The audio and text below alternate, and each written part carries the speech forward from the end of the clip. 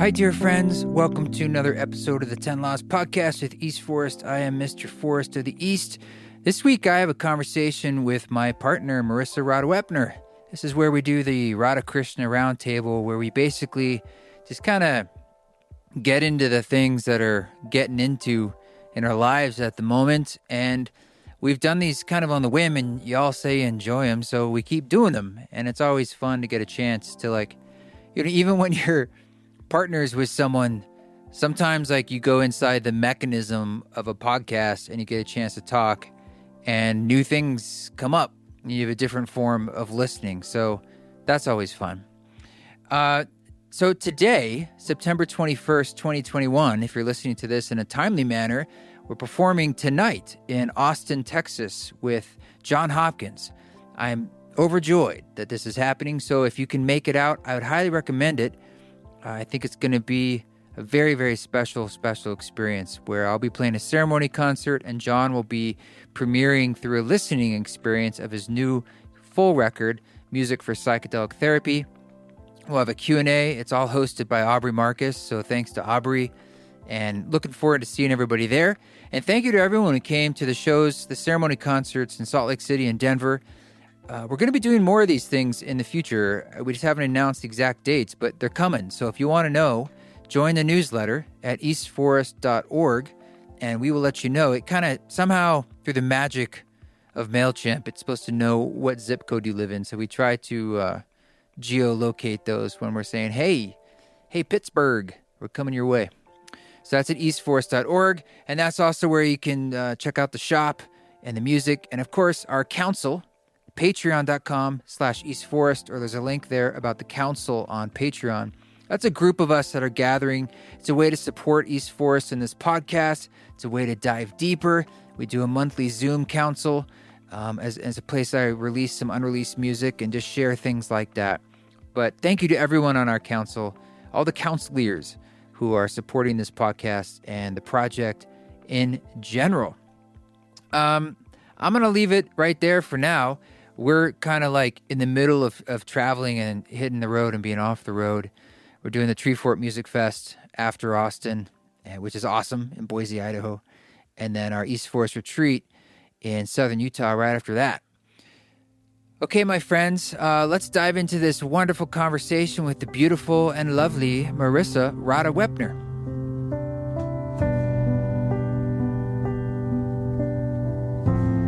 Here we are with another Radha Krishna Roundtable, September 2021, exploring the far reaches and the near reaches of the noosphere. Remember that term? I do remember that term. We're taking things back to 2012. Thank you for reminding me of that. The Rainbow Bridge. Yeah, NOOS, right? Yes. Yeah, the noosphere. Mm-hmm. Yes. It was like a toroidal field rainbow in the shape of a heart through the planet. Yeah, and hold on, I'm just adjusting some audio. Some of this had to do with the Rainbow Bridge was Jose Arguelles. Jose Arguelles. Right? And the harmonic convergence and the mind factor. I got deep.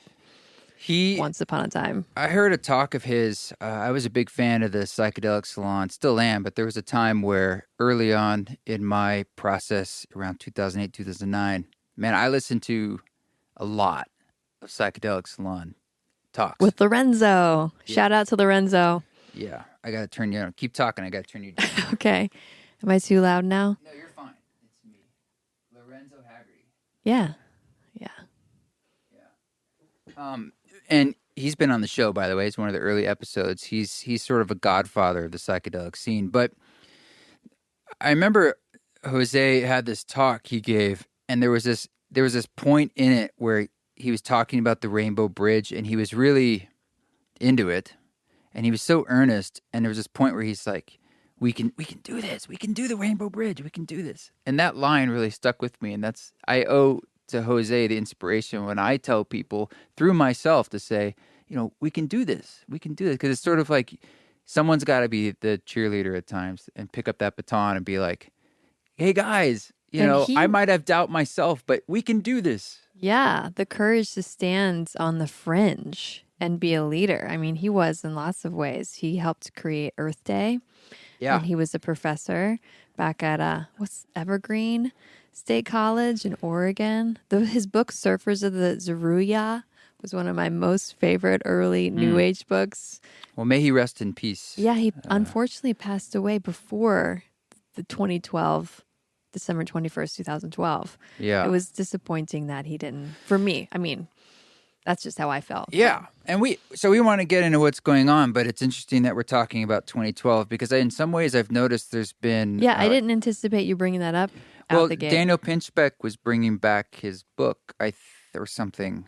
I saw him... The Return of Quetzalcoatl? Yeah. And what made me think about was like the themes that came up during that time, what kind of relevancy they might have now, roughly, 9-10 years later.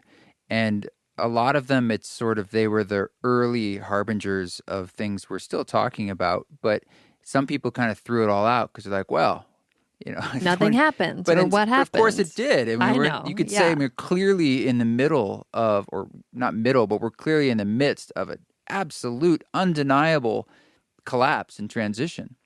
You could look at it like a collapse. You could also look at it, I like to look at it like a sunrise. Versus like going into darkness, things are collapsing, like the Tower Tarot card, more like the dawn.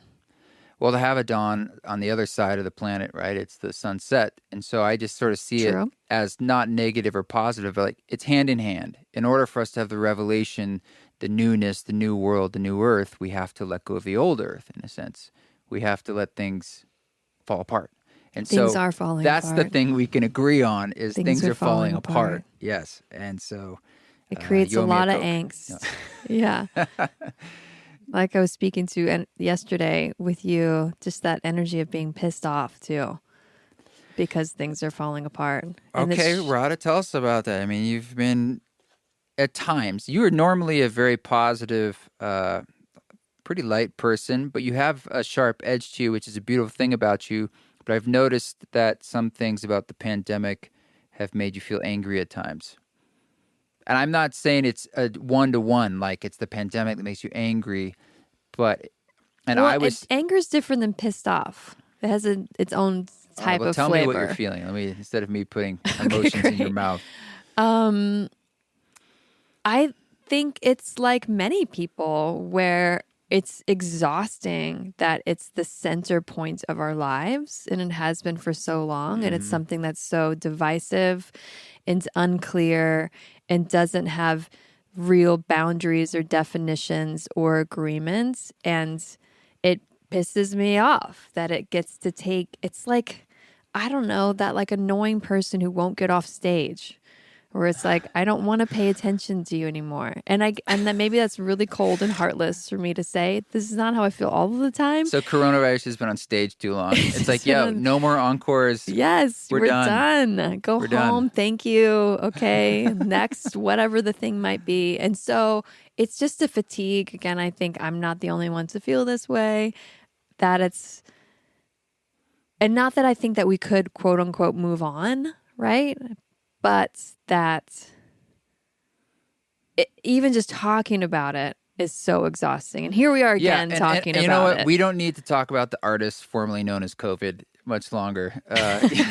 We can move on from this table. But it's more, we were saying yesterday, it's in some ways less about the artist formerly known as COVID, and it's more about the systemic feelings that's revealing.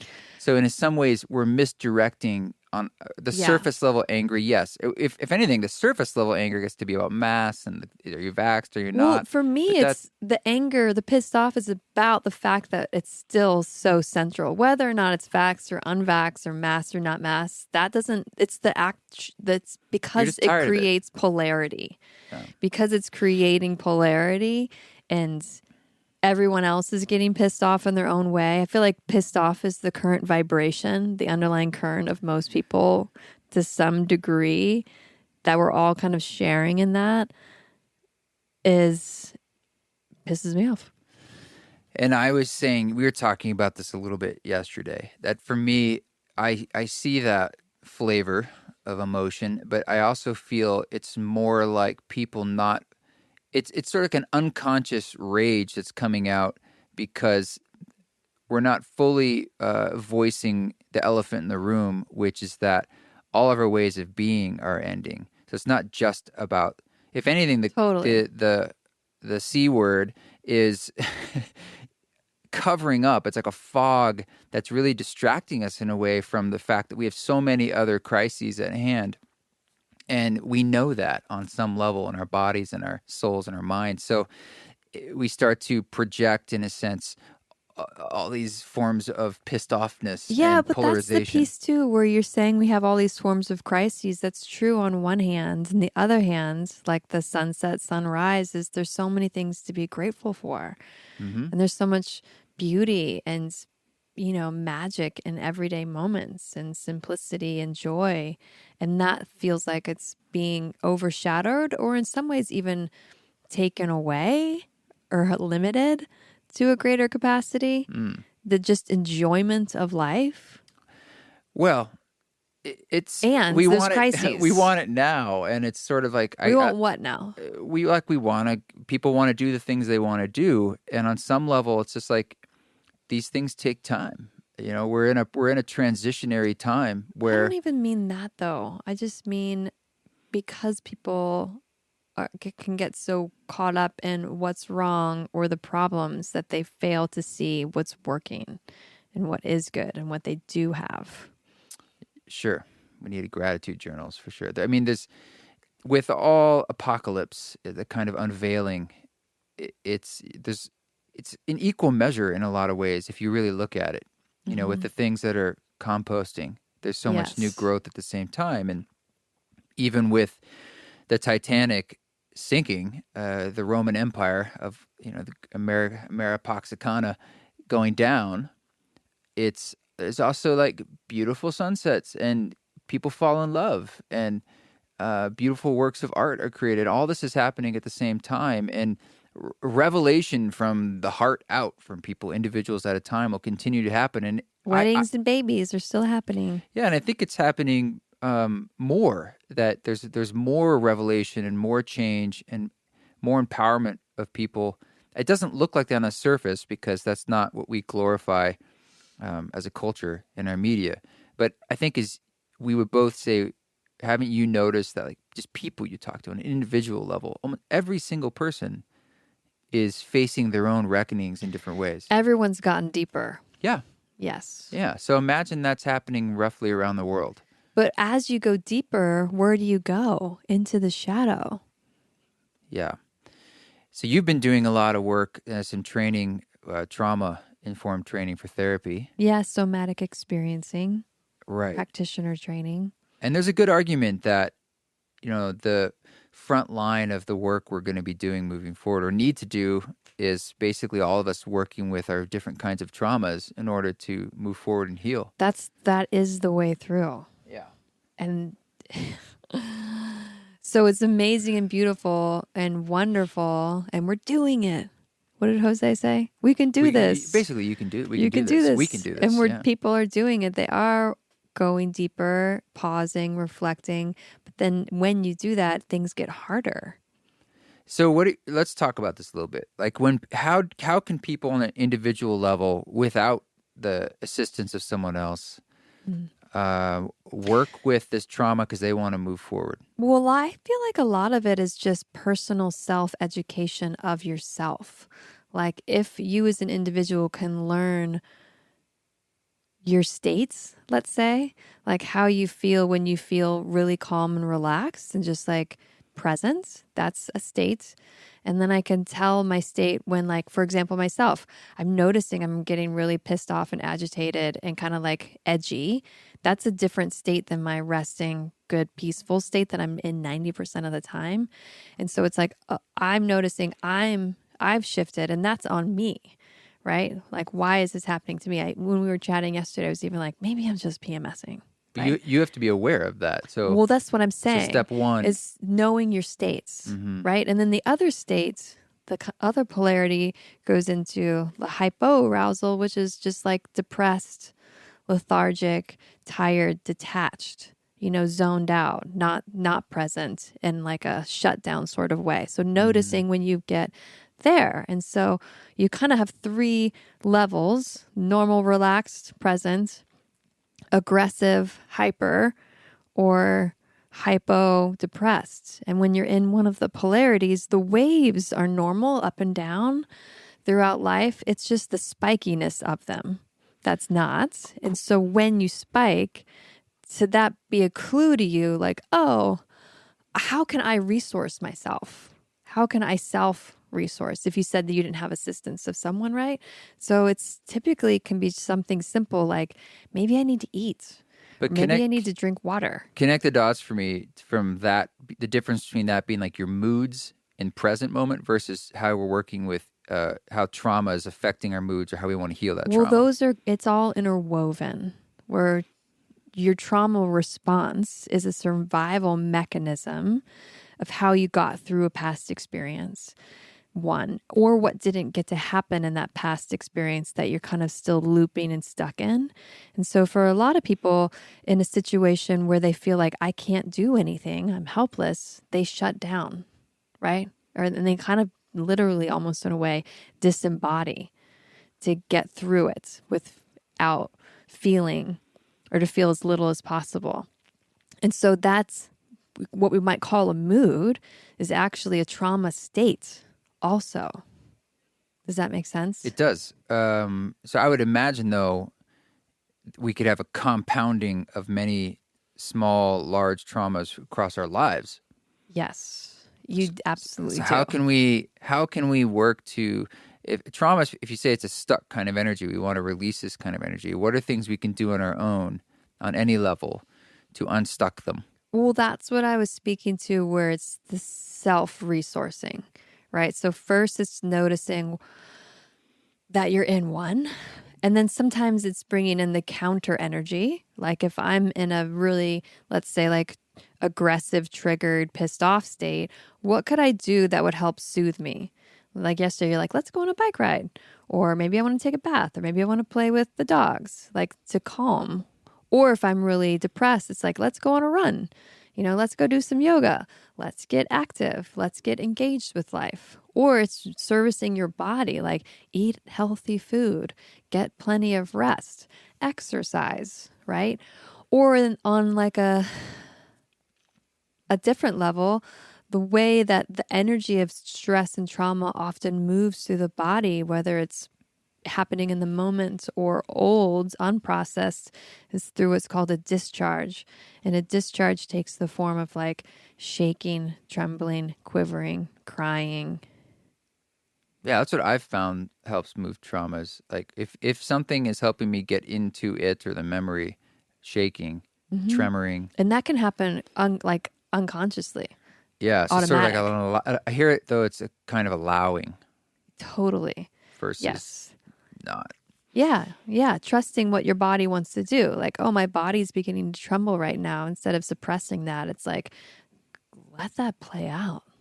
Right. Trust the wisdom and the inherent healing capacity for your body, because your body, what does it try to do all the time? Heal you and move towards wholeness. And it's doing that unconsciously. Well, do you think it tries to protect you or heal you? Well, I don't think it has protection. I think it's dealing with what's happened to it, right? Like I took the splinter out of your foot the other day, Cactus barb. barb. Big giant cactus barb that was like red and angry and pussy because your body was trying to heal itself. It's just that spot on the outside of your foot that it's very difficult to access. By yourself. You can't because if I turn my leg to the side, now my whole body's to the side. It's one of those problems. Like you're like this. Yeah, it's one of these. I can't do that. So, and then I can't do very like delicate work to get a cactus barb out of my. Well, that's why you have foot. Radha. Yeah, I got it right out. It took about half a second too. I was like, I could have done that, but I didn't. You could ask me sooner. Yeah, I could have just like shook and tremored until like I hit my foot on something. That might not have. Out. That wouldn't probably have worked. But well, anyway, I think that's interesting because we have so many layers of micro traumas and sometimes major traumas, and the way they inform our actions or avoidances of actions today. And then when we're going through a world where there's so many triggers, essentially, that's not triggering. The word trigger is a triggering word. I should almost say there's so much change, and we have to be very flexible psychologically, and that's hard to do when you kind of have a ball and chain around your leg or a cactus barb in your foot. That's some old trauma that you're like, man, if I could just work through a bit of this, I think I'd be a little stronger to face these tough times. I feel like most people don't even realize, one, that they have them. They really, really don't. They just think this is the way the world is. Yeah. This is the way that I am. This is just what is. Well, if a lot of it's conscious, it's more like, let's say I have an assumption for myself. I'm like, I'm sure, I know they're there, but I couldn't write them all down for you. So I could. There's a frustration that, I think for a lot of people, I bet a lot of listeners are like, well, I want to, but I don't know how to access. I don't know the key. I don't even know what it all is. Well, a clue would be, like I said before, when I'm in my present state, I'm internally resourced. I can feel myself, I can feel my body, and I can feel my feelings. And I can actually feel you. Like I have a resonance with you when I'm in tune. I can feel you. I can feel myself. This is some of the work of Thomas Hubel. I can feel you feeling me. I can feel you feeling me. That's kind of next level. Yeah. Well, that would be like a healthy system. I can feel you. Can you read my mind? I can feel me. I can feel that you're feeling me. And so when one of those has changed, where I can't feel you, I can't feel myself, or I can't feel that you're feeling me, something's off in the field. That's pretty high level, though, kinesthetic awareness. Okay, so if I make it more elementary, it would just be like when I have a little annoyance with you, let's say. It's my fault. It's actually my fault. Yeah. It's actually me. It's the noosphere. It's me. Yeah. And so if I can be personally responsible for myself and my stuff and know that you, let's say, could I get this in writing? This is beautiful. Or for you, I don't know. We have so many examples from our personal life. We could use, let's say, like, no need. It's a universal thought. Whatever it is, it's not about you not doing the thing. It's about what it brings up in me. Right. And so that's then a clue. Oh, that's my trigger. He just unconsciously pushed the button because I wouldn't think that you intentionally do it. What is that saying? What do I need to address? It's all very personal responsibility, ownership of your own stuff. Yeah. And mostly what we are conditioned to do is point the finger and project outward, and that's the othering that's happening. Of you're wrong and you're bad and I'm right, and us over here, we're right. Right. You're making me feel bad. Yeah, well, there's a lot of that going on these days.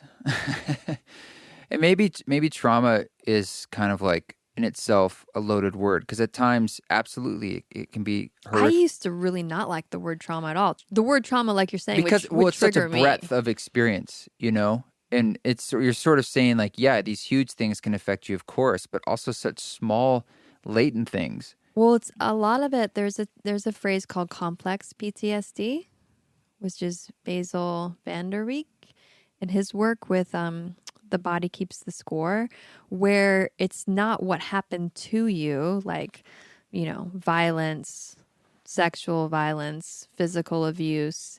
It's what did not happen to you and the ways that you weren't nurtured as a child. That's a lot of trauma. That rings suffer true from a for lot me. of that. And my parents are awesome. I love them. It's more like I grew up in a world that it felt like there's so much more and it's not being given to me or shown to me around me. And there was such a trauma to that. Even though like your basic needs are met, it's a knowing that there's more that should be going on in interactions, in just everything. And you succumb to, maybe every child goes through that. There's a kind of dream, a fantasy, or there's a reality that you're in that gets squashed at some point. as you get into school. Yes. And you said, well, no, it's got to be like this. No, you have to do this, actually, not that. Oh, no, that thing's not real. So it's not real. Sorry, buddy. No Santa Claus for you.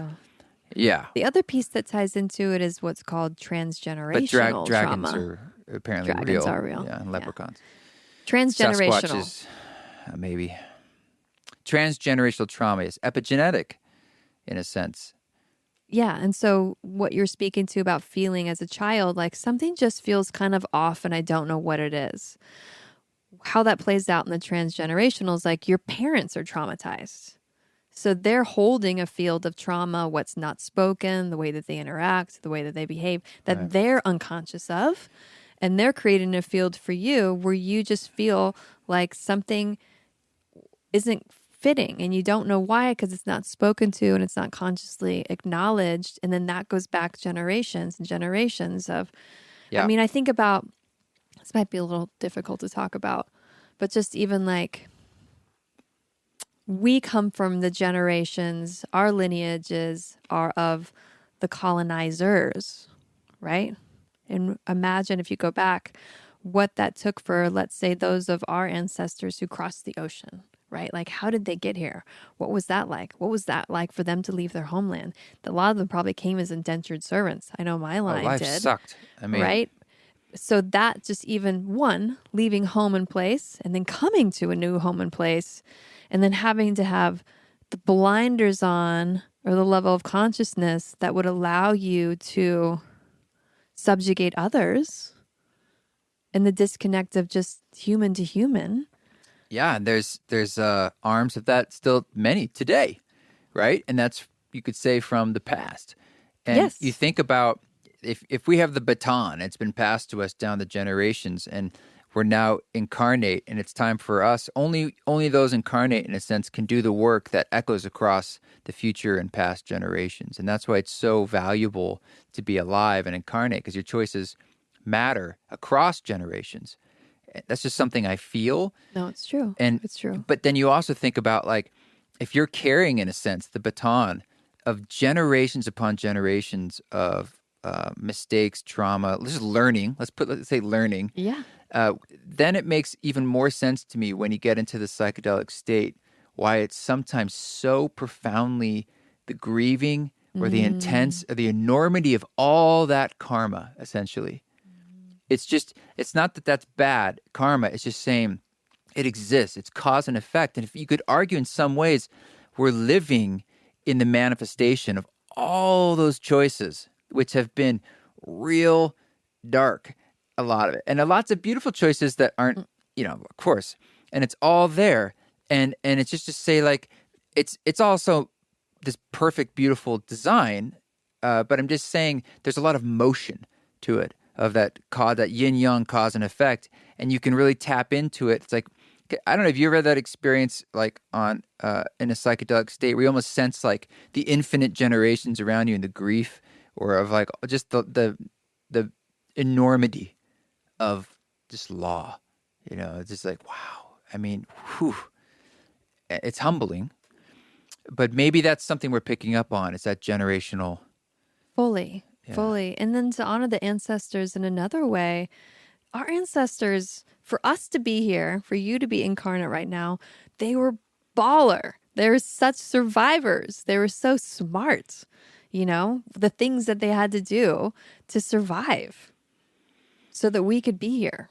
Lines of really smart, kick-ass survivors. They probably were like, I can't go to my event because the government says it's like, they're like, the Mongols are like, I kill you or you join me, and I'm taking your family. So much suffering and so much perseverance. So much perseverance. But the thing I feel like, when there was a question that when I was doing the work with Thomas Hubel, he asked something like, what are the three qualities you got from your ancestors? What would you say that you've inherited? This is a question I'll ask you. Well, it's easy to look at like your parents and then go back like that, less of a guessing game. Discipline, perseverance, and honesty. The perseverance and the discipline, something along that, like a flavor of that is for everybody. Hard work, dedication, perseverance, discipline. Like Yeah. you could not have survived without doing that. And so that's kind of like that hyper fixated type A, like go, go, go mentality. We've all inherited that because we wouldn't be here otherwise, but we need to like unwind from it too, that it's actually causing us to miss out on other pieces of life. And you just summarized essentially the conundrum of being human is that we are these animals who have evolved with some really wonderful qualities that we've evolved, like what helps us survive and work. But then we're also able to have spiritual consciousness and agape, feelings and Creativity. brotherly love, all this stuff, and jokes and all this. So we have Levity. this breadth of ability, which, going back to 2012, I remember those old books speaking to like, that's what makes the human being so special. And that's why various beings I'm really going to go for it now. Various beings in higher dimensions think we're so interesting and fascinating. And why they like to sit essentially in the bleachers, all these UFOs, and watch us is because it's like, we are like these little avatars. It's like, oh my God, like they're dogs essentially. And they're also like us, they can have all this cosmic consciousness. And that's really interesting and tricky. It is. And so, that's what we're carrying. And I think a lot of us feel that. And in some ways it's like, yeah, that's what it means. We're human beings. But it's like, if you really step back from it, it is so crazy and amazing, like what it means to be a human being. And I'm not even looking down on other animals and saying they're lower than me. I think they just have a different experience. Just talking about the magic of being human. Yeah. Hell yeah. It's Hell yeah. crazy. These like naked, like fleshy, like we're straight up lanky animals, like animals. You push our buttons the right way. We all know from psychology experience, we are we will animals. punch you. Or whatever, or the we'll sexual needs you. or the food needs or the punishment needs. It's all there, just the right stresses. So it's like, that's why, people take their supplements and they have to do their yoga. It's all just like keep the animal, domesticated but free at the same time. Well, that's a great piece of knowledge to carry with you at all times is the fact that you are an animal. Yeah. I think if you could keep that in the front of your consciousness. Yes, exactly. Yeah. I'm an animal. There's different breeds of dogs. You're an animal different too, needs. sweetheart. Are you a bulldog? Are you, what kind of dog would you be? Or should I say, what kind of dog are you? Let's start with what you're not. You're not a lab. I'm not a lab. I see. We say that because you really just like when you think I don't like big dumb labs dogs pushing on me. I mean, I love labs, but yeah, you like think it's like because they're kind of like they put their nose in you looking for affection. They're always just like pressing on my body. Go. They're kind of a bull in a china shop. Yeah, they're kind of not that smart. No, that's not true. That's not true. Okay, well, I've met very. Yeah, there are not smart labs, but typically they're fair. They're medium bright, typically. Medium. Okay. Medium. Yeah, medium I mean bright. they have incredible focus when you get the ball thing going. Yeah, that's like that's just turning a on. track. That's like a superpower of theirs, though. True. It's like you have to turn it on. What dog would you be? I would be a cat, actually. Could I be in the cat I think family? I'd be like a husky. All right, you be a husky. I'm going to be a feline. Well, that breaks the rules of the game, but... yeah, but there's cat or dog people. All right, well... We know that that's true. I know, but I was trying to go with breeds. If I had... I don't know. A border collie? No, I think you'd be kind of like Pepper. Please. A mini long-haired Dachshund. I'd be a wiener dog that's like super untrained and unruly and bites nothing people. Nothing to do with the training. No, I mean, because she likes to, be on couches and laps, and it's very sweet, but also is kind of a princess and like I'm kind of not bright. a princess. You're right. You're not at all. No. How dare you? No. Okay, you'd be an eagle. It's like when people say they're spirit animals. I'd be a dragon. I'm an eagle. I'm a dragon. I'm a bear. No one's like, I'm a shrew. Plankton. You could be a dragon. I could see you being a pretty badass dragon. Yeah, okay. We'll just land on that. Inner dragon.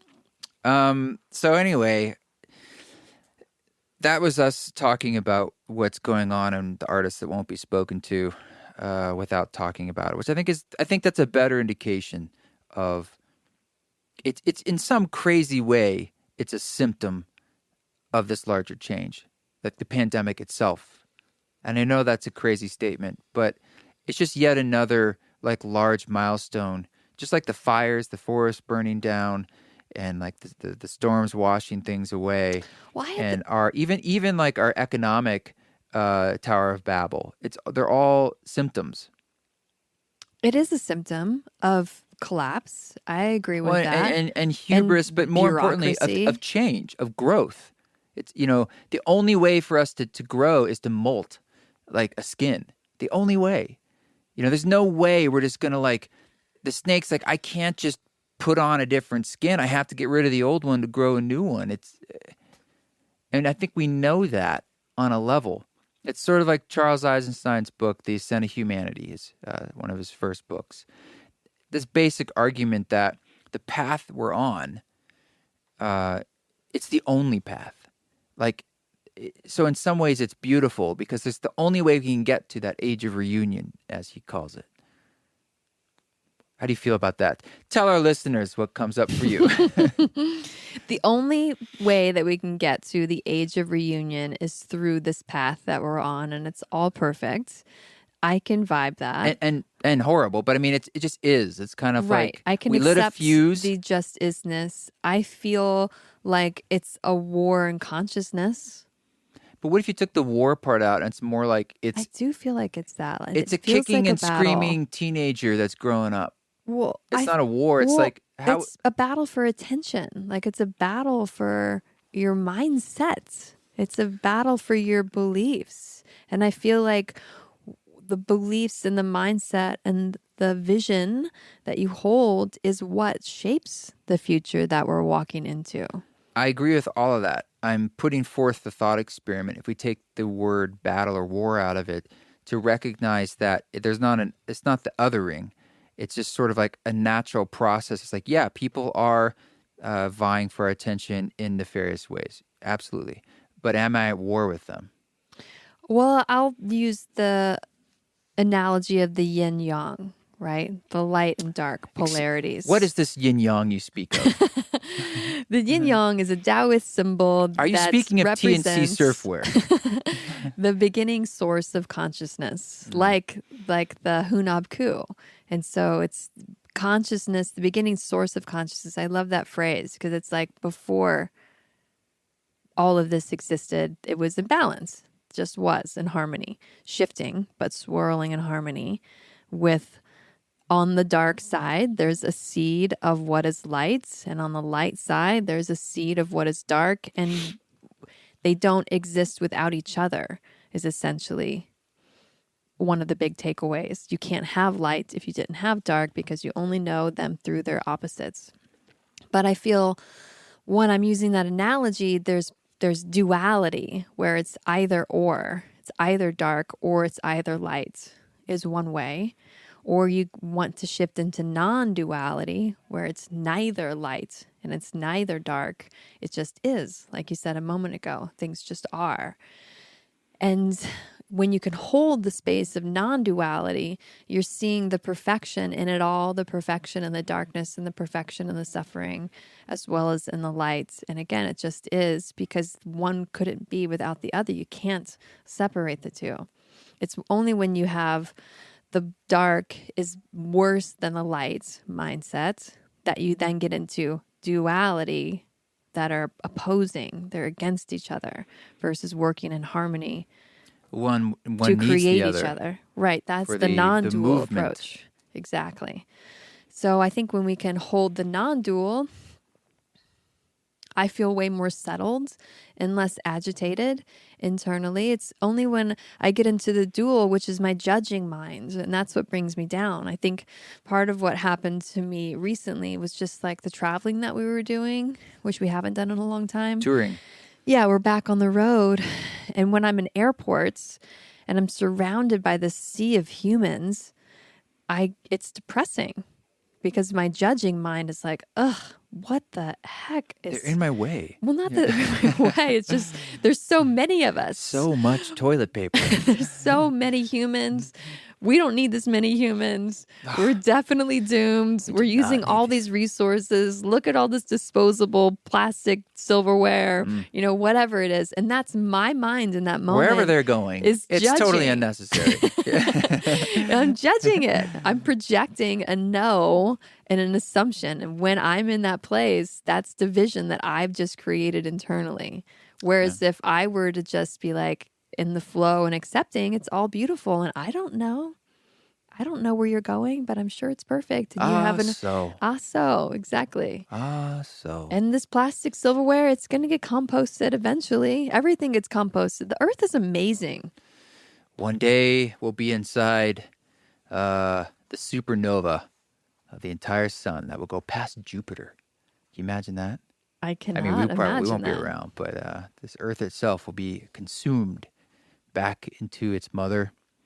And then one day that sun will supernova and explode and create more and more fine elements, the creation of all these elements of our periodic table.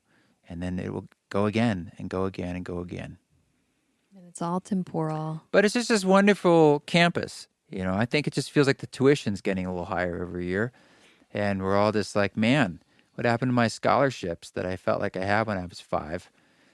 Well, like we spoke of in the beginning, I feel like all of this is actually in some ways great that people are going deeper and going into the shadow and doing a deep reckoning, which we're doing on a collective scale with all of, the social justice work that's at such a forefront. Like that's shadow work that's happening because as a country and a collective, we're going deeper and can now face that and actually talk about it together. That's a good sign. Yeah. It's going to be painful and awkward going through it, but what healing is on the other side of it. So that's why we need those cheerleaders to say we can do this, because it's inevitably, there's no way for it not to be messy and mistakes to be made. There's no way. Well, like you said, school and learner, having the attitude of learner, even for myself, like I don't have the answers and I'm going to make mistakes and I can be okay with that, versus the survival trauma mindset that we're all raised with of like, if you get the answer wrong, you're wrong. And you're done. They kick you out of school. Yeah. You can never go back to school. And there's a winner and a loser and there's a first place and you want to win. It's like, well, that in itself is a faulty mindset and belief system. Like if I can just feel like I can make mistakes and I'm not afraid of that, I'm not afraid of being kicked out of the community because I made a mistake, and I'm not going to kick you out because you made a mistake, there's a sense of then safety there. Yeah. And we can now learn together. There is a basic instinct to not want to be kicked out of the tribe. You would die. And so when that happens, when we do that these days, I think we know on a certain level, this is one of the worst things we can do to you, is to excommunicate you. Cancel.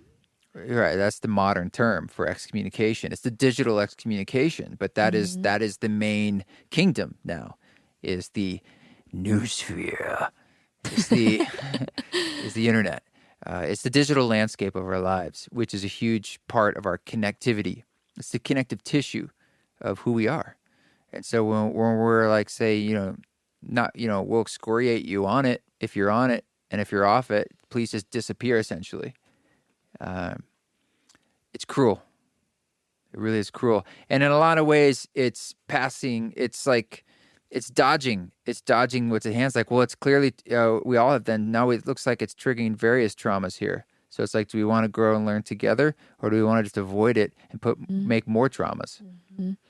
Mm-hmm. It's harder to, dig in there and learn, and like, because you don't always know. You're like, well, I don't know why I feel this way, or I have no clue how to like not feel this way. That's why it's called your shadow, because it doesn't have form and you can't see it and you don't really know it. It's sneaky. You don't know. My parts of my shadows that I've discovered, I was so unaware of. Such as? A lot, let's just say. But I'm becoming more and more aware, but just to hold that space for, yes, you don't know. You don't know what it is. And someone else might be able to see it, right? From the outside looking in. But it's not the same. Trauma. Marsha. I'm sorry. No, I'm not. I'm just saying for myself. It is. I know what you're like. This is going. I sort of sympathizing with you about how we're tired. We're tired. You know, and in a lot of ways, like, this work is great, but let's be honest, like, you got to have times of nourishment or reflection. Fully. And we're kind of being hit all the time now. And so I think for a lot of us, we are just like edgy and exasperated. Yeah. I have a good friend who's going through a healing journey, a healing crisis, right? And there's a tendency for that person who has done a lot of personal work to then turn the healing even into personal work. Like, for example, what can I learn about myself, or what traumas am I healing through healing my body in this way, etc. And I've been saying to them, just you don't need to figure this out too. I felt that when I broke my arms. Just heal yourself. Heal your body, I mean. Like, just work on getting your body without having to tie it to how I can also become a better human at the same time. Because that's exhausting. It's a lot of pressure. It's tons of pressure. Yeah. Just to speaking to that gentleness that you said, we should be giving ourselves. We really should. We should be giving ourselves a lot of gentleness. Well, as we round the corner here, you know, I was thinking about gentleness as we were getting back on the road, and it's even like everything is full of contradictions, right? Of course. And that's another example where I was having this feeling like, do we need to do all this stuff, like the airports and all the gear and all the things we do it's incredibly nourishing when you do it. But at the same time, I'm like, would it be equally as valuable for me to go pet a cat? You know, as far as the universe is concerned? No. Well, I don't know. I don't know. Well, I say no with such conviction because I'm reminded of the Bhagavad Gita, which is Krishna's big main epic tale in the Hindu mythology, where Arjuna is a charioteer and he's about to go into battle, which is like your form of airplanes and gear. Like, do we need to do this? And he says to his charioteer, Arjuna is what's a crossbow guy called?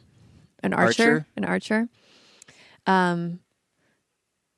Do I need to do this? Same question. Should I do this? Wouldn't it be better if I just went home to my family and pet a cat?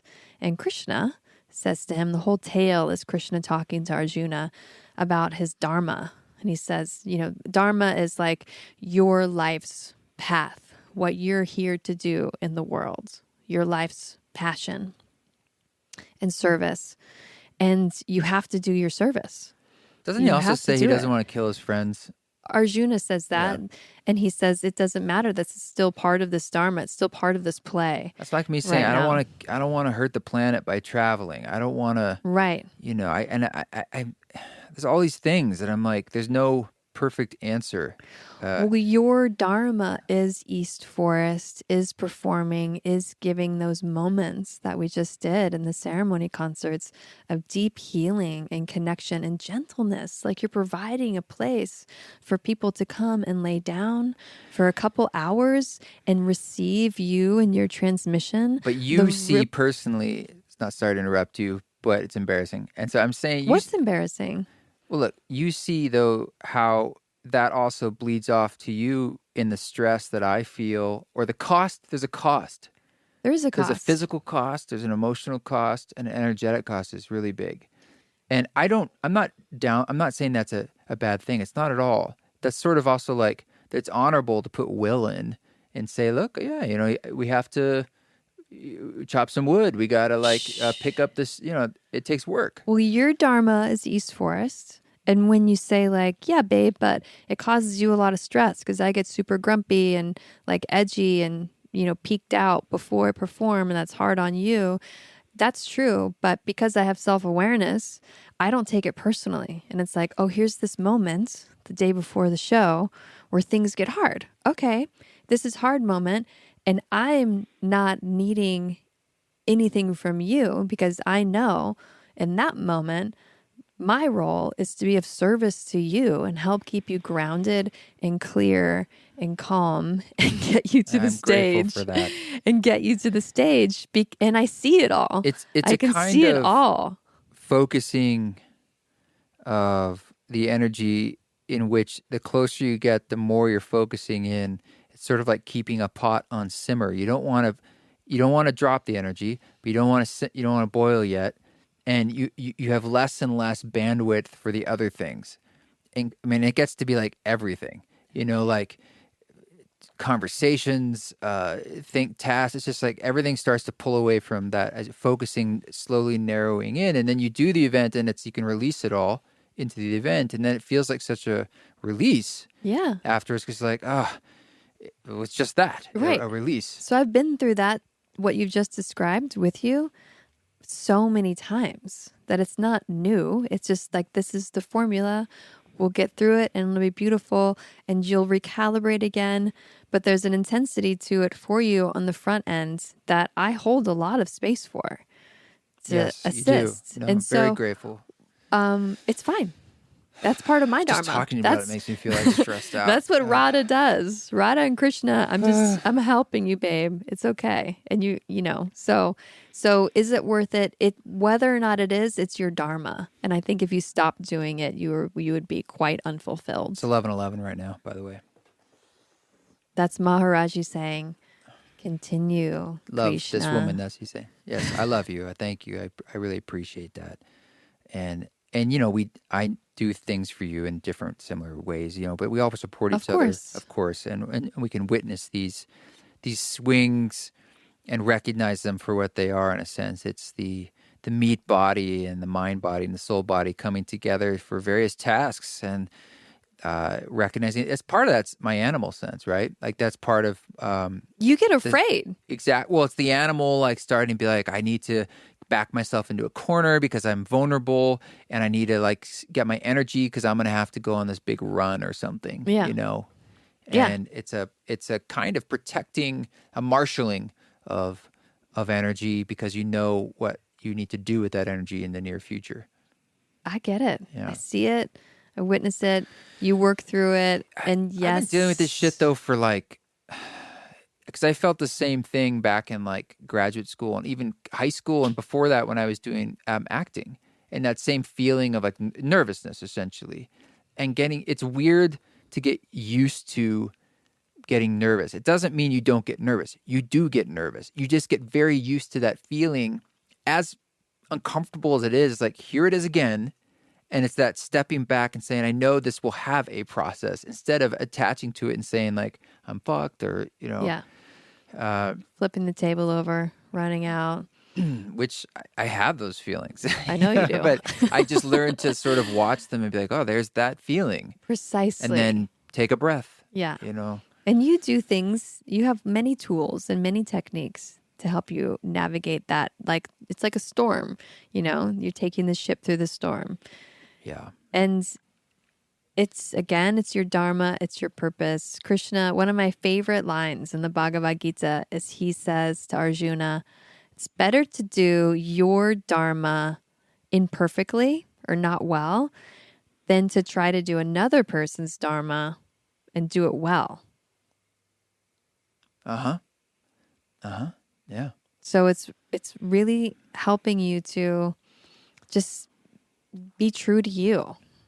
Because I think that we can do a lot of projecting. Like, if I were like that person, if I had that success, if I made music like that. Not that you say that. The comparisons, yeah. The comparison. The mother of all fuck ups. The comparison, where it's like, they've got it, I want to do that. Which is what social media is. I mean, that's the devil in it, is the comparison. Mm-hmm. And it's inherent in just looking at it all. It's sort of like looking at pornography. It's like, well, you're just seeing it all. You're seeing all these lives through filters. And that will have an impact on you. It takes a pretty Jedi mind to be like, I am not comparing my life to any of that. I mean, you just kind of are. Your brain is. Mm-hmm. And we do it with that's what all advertisement is. So it's a form of personal advertisement. We're all our own PR agents now. And that's another form of vying for our consciousness, how we're doing it to each other on social media. We do it for each other, and then we take also like just our simple passions and joys and commodify them, where it's not just for me to make my art, for example, or garden or be a mother or whatever. A lot of us then take it to like, and now I'm posting. So it's about the showiness of what used to be just a passion for myself. And for those of us who who are like doing it in commerce, where I actually am commodifying it, then it's like the imperfection and the perfection of like you're inside a system that's broken, but you have to be inside the system to be relevant, essentially, in speaking to the system. Is that true? Well, I don't have to, but if, let's say, I was completely outside the system, which is largely impossible, but if I was like, there was no, I was on no DSPs like Spotify's and Apple's. I had maybe it was just a website, and even then, it would be maybe it was just that. Like you just make music, and it's just available somewhere to press play or download. Sure, I guess you could do that. I would just not even have a website, so just be me here. But then how music. would we know when to come see you? That's my point. You have to be in a system, the system. And I think that's the tragedy and the beauty of the time we live in, is that in a sense summarizes the conundrum we're in as people right now today. It's like you need to walk inside this composting, dying world while growing something new at the same time, while doing all the modern things we do. And it is a tall task, and we can do it. We can do it. We can do it. It's not easy, but we are doing it. It is happening. And so it's a recognition that it can be done, and we can do this, and we just need to tell each other sometimes, like, you can do this. You can do this. Yeah. I think the main reminder that I'd like to put out there too in the we can do this is let it be a wave.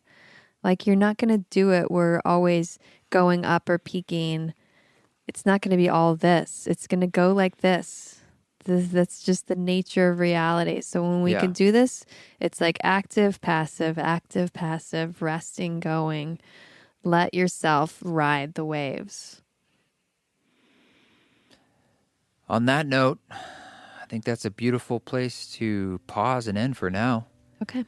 Anything else you want to add?